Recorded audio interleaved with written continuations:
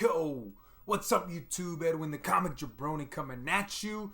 And in today's video, we're going to discuss DC and Marvel comic books that I picked up on New Comic Book Day. So stick around.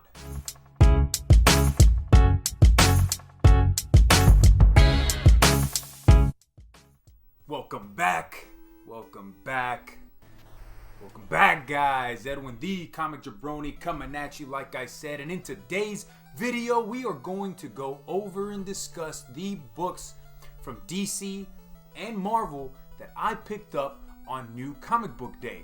In tomorrow's live stream around 1 p.m. Central, I'll be reviewing and discussing and talking to you guys about the Image and Indie titles that I picked up.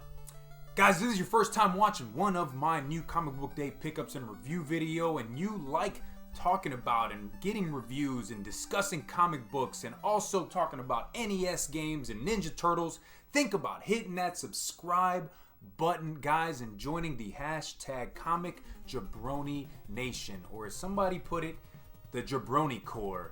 Guys, and ring that bell notification so you know when I go live. Before we get into the reviews, I wanted to let you know yesterday I did a live stream, and it's up on the channel right now, where I show off some slabs, CBCS and CGC slabs that I have for sale.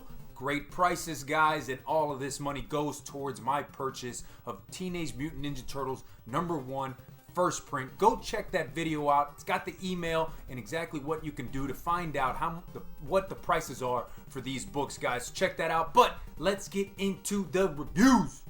All right, guys, we're going to start off with Marvel. As always, I use a website called Comic Book Roundup to show you what the review scores are for critics and users. It's going to be up in one of these corners. But the first book up from Marvel is Marauders, issue #4 from Gary Dugan. Artwork is done by Lucas Wernick. I really dig this Storm cover right there. I really like that, guys. So, show you some of the interior artwork on Marauders. Marauders continues to be the best, in my opinion, right? Some other people are talking about New Mutants or Fallen Angels, whatever it be, but in my opinion, I think Marauders is the best Dawn of X-Men title out right now, with Kate Pryde, the White Queen, Sebastian Shaw. They're part of this Hellfire Club, and their main job is to go out to these different countries and rescue mutants that are not actually allowed to enter the portals to get to Krakoa. But while they're doing this, they're also running the black market on the drugs, right, that Krakoa is selling to these other countries that have recognized them as a sovereign nation. This issue right here follows Kate Pryde a lot more than it does anybody else, but she is trying to get Bishop to become her Red Bishop. So in my opinion, in my mind, and what I'm thinking a Red Bishop is kind of like her second in command, right? Her general, her sergeant at arms. And each one of the 3 key members of the Hellfire Club is going to have their own bishop. So she's the Red Queen, she gets the Red Bishop. Sebastian Shaw is the Black King, he's going to have a Black Bishop. And the Queen, she's the White Queen, she's going to have a White Bishop. We don't know who those other bishops are, but Kate Pryde continues to get and continues to talk about trying to get Bishop in. So there's some more of the interior artwork. I think the artwork is fantastic in this. Really digging the concept and everything they're doing with Marauders. But on to the next one. Next up, as Wolf Warner likes to say, XForce issue #4. This is the second best title in the run of Dawn of X. I only pick up 2 Dawn of X titles, and it's X-Force and Marauders. This is written by Benjamin Piercy. Artwork's done by Joshua Cassara. My goodness, X-Force continues this whole run of CIA-esque spy type of forces within the X-Men in this island of Krakoa. This issue right here, Charles Xavier finally comes out and says, the humans are after us. There is a group of humans that wants to infiltrate our island and kill us. They've already done it once. They've killed me. They've killed a few other mutants on the island. Now we need to go out and we need to be proactive instead of being reactive. So Charles finally does decide that the island needs a CIA, and that's what X-Force is going to be. There's different parts of X-Force that is a little bit different than what it was in its last iteration, where it was just a strike team to go out and do the things that the X-Men really couldn't say they were being a part of. This is more going to be really a CIA type of group. You're going to have the brains where they're figuring out what's going on around the world. You have the CIA Strike Force team that looks like it's going to be Wolverine, Kid Omega, and Domino. And in this issue, they go to Forge to try to get some weaponry, although Wolverine already has weapons, but he wants more. They go to Forge and they try to get better weapons, more weapons to go out and, fight the humans that are trying to kill them. Domino gets this really awesome gauntlet-looking weapon. I am totally enjoying what X-Force is. And the biggest thing that I really like about X-Force and Marauders is they're different themes. They're different takes on these X-Men teams. You got this pirate team in Marauders, and you have this CIA spy force in X-Force. And I think New Mutants is out in space. Fallen Angels, I'm not entirely sure what the theme is behind that. And Excalibur has to do with magic. So I really like how they're just taking different aspects of the X-Men and mutants and just putting them in their own books. Really like that. So anyways, guys, that's the 2 books that I got from Marvel. Let's jump into DC. All right, DC, guys, there were 2 books that I picked up yesterday that I have not read.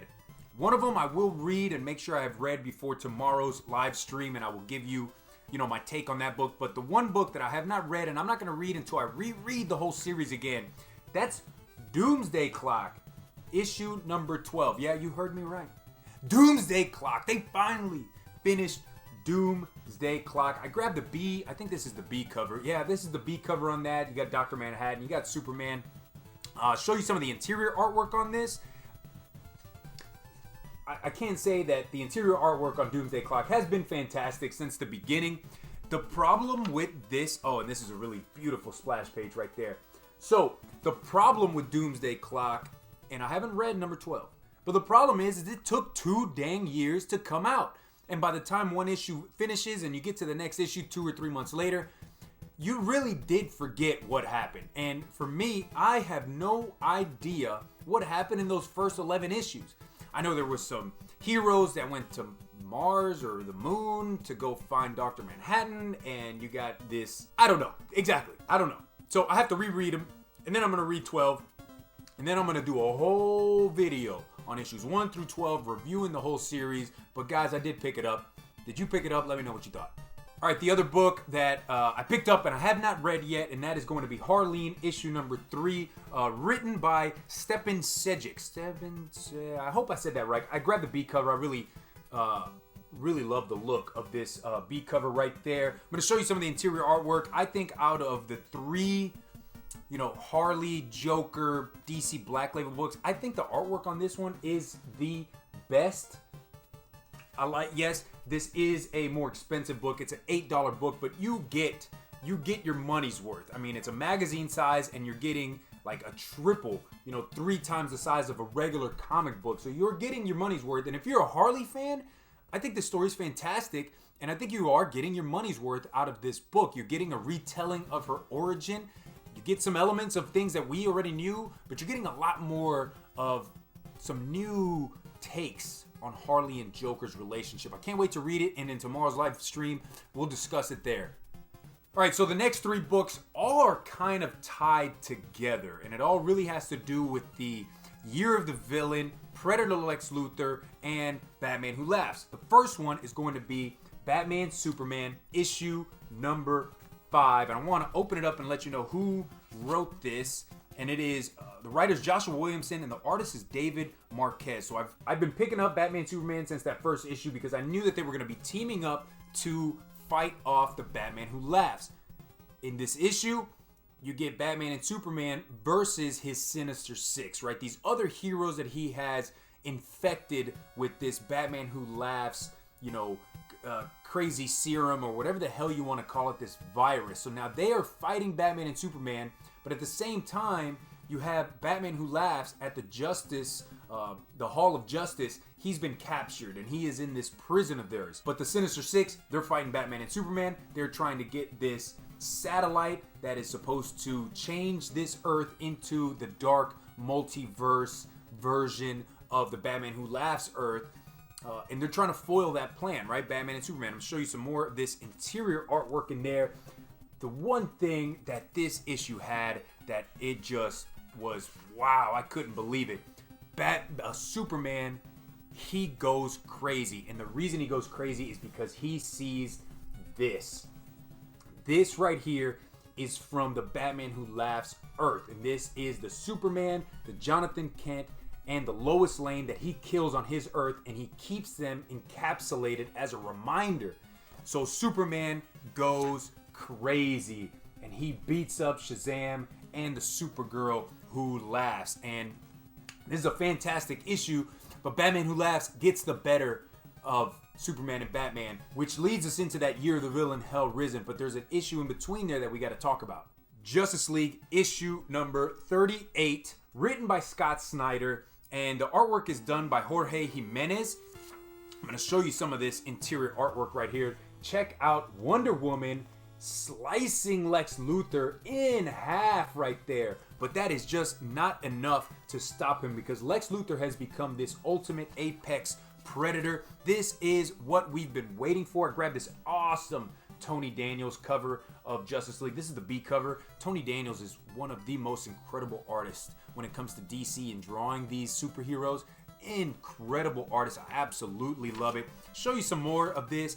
Lex Luthor is beating up the Justice League. He has just become one of these incredible, powerful villains that he's full of himself and nothing can stop him. And here goes, there's Perpetua. She has to step in because Lex Luthor, he might have his hands full with the whole Justice League, right? He might be able to take out one or two members, but when it comes to the whole Justice League, it might be too much. There is a huge reveal at the end of a hero that we haven't seen for a while, comes back. I'm not going to show you that, but I'm going to show you Lex Luthor taking care of Hawkgirl right there. Guys, so this right here is not the end. There is one more issue. Issue 39 concludes this Year of the Villain, but this also goes into the next issue, which is the Year of the Villain, Hell Risen. We're going to talk about it right now. All right, so Year of the Villain, Hell Risen, issue number 1. This is a 4-issue mini-series. I grabbed the Riccardo Federici cover. It's a little dark in my opinion. I thought it was going to be a little bit lighter than this. It's a little hard to see what's going on there, but you do have Lex Luthor, this apex predator, and you got the Batman Who Laughs. These two entities at the beginning of this story, they talked before Lex Luthor became what he is, trying to get Perpetua, and Batman Who Laughs says, "You're not going to kill me, you need me. I'm the only one that's not from this world that can defeat the Justice League." Lex Luthor doesn't think so, so they're kind of at odds. Let me show you some of this interior artwork. This is written by James Tynion IV. Artwork is Steve Epting. Well, the artwork is done by Steve Epting. So, show you some of the interior artwork. In this issue, we do get Apex Lex Luthor showing up to Earth 3, where the crime syndicate is trying to get on the good side of Perpetua, because they know that Perpetua is this goddess that has created the whole multiverse. So, we continue on. Perpetua tells Lex Luthor, "Hey, I need you to go back to your Earth because there's something there that could defeat me." And what is it that can defeat him? Well, obviously, none other than Batman Who Laughs. Don't want to give away any more than that. I do love this splash page, this page right here. But this is awesome. I am going to pick up the 4 issues because I guess unlike some others out there in the comic book community, I dig Batman Who Laughs. But I'm a Batman and I'm a Joker fan. So when you put them together and you give him a credible story on why, right? He's from the dark multiverse. This is a version of Batman that finally stepped over the line and killed Joker. But in doing so, he released this toxin from Joker that infected him and made him into this creature, into this Batman Who Laughs, this amalgamation of Batman and Joker. So he has a credible story in my opinion, and he's set free on an Earth that he's not from. So those 3 issues right there kind of tying together. The only thing in this issue, Lex Luthor talks about how he has defeated the Justice League. And at the bottom you see, read Justice League 38, 39. Well, this is issue 38, so 39 hasn't come out. So it's kind of a spoiler in the Hell Risen issue that 39, Lex Luthor is going to win. but we'll have to see. Not entirely sure, guys, but let me know. Are you all in on this Year of the Villain? Because the comic jabroni is. Alright guys, that's what I got for DC and Marvel. I hope you enjoyed the episode. Let me know which DC and Marvel books that I forget or that I didn't pick up. I know there were a few more. It was a huge week for Marvel and a huge week for DC and a big week for comics in general. But I couldn't pick them all up, guys. As you know, I'm trying to cut back, and even this stack was pretty big. Let me know what you think of this game, Contra, for the Nintendo Entertainment System. This used to be my jam back in the day, guys. I absolutely loved playing Contra. Took me a while to finally beat it all. Yes, I had to use a cheat code. Yes, I had to get all those lives, but I finally did it. Let me know what you think of Contra and what you think of that opening theme song. Damn, that sounds amazing. Doom, doom, doom, doom, doom. Anyways, guys, I'm Edwin the Comic Jabroni. I'll see you tomorrow on my live stream. Take it easy. Have a great day. Peace.